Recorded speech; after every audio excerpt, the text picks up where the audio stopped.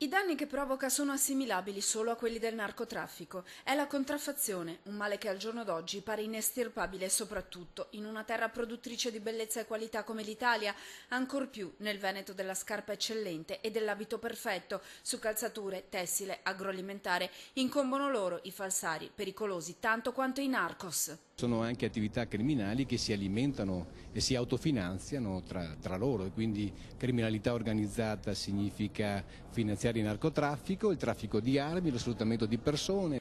Concorrenza sleale, calo di occupazione, danni alla salute, i risvolti della contraffazione sono molteplici. Solo nel Veneto è una minaccia concreta, quantificabile nella perdita di 10.000 posti di lavoro. Solo in Riviera abbiamo 10 miliardi di euro di fatturato solo sul calzaturiero, questa è la nostra economia. La dobbiamo difendere come istituzioni con norme adeguate, forze dell'ordine con il loro incessante impegno, ma anche imprenditori e consumatori dobbiamo essere edotti e consapevoli. I controlli di Carabinieri e Guardia di Finanza mirano a salvaguardare la salute dei cittadini e anche dell'economia, quell'economia che in Riviera ha visto finalmente un netto calo delle ore di cassa integrazione per la prima volta da anni in questo 2014, un calo del 40%.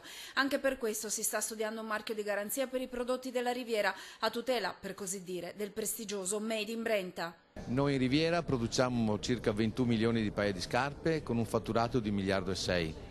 E il 91% di quello che produciamo va all'esportazione. Purtroppo l'Europa non sembra dare le dovute tutele. L'Europa in questo momento rappresenta un limite per il nostro Made in Italy, non ho nessun problema a dirlo. Adesso poi è allo studio il trattato fantasma, il TTIP, patto transatlantico che rischia di sconvolgere le già poche norme di tutela. Il Made in Italy è una cosa che ci invidiano tutti.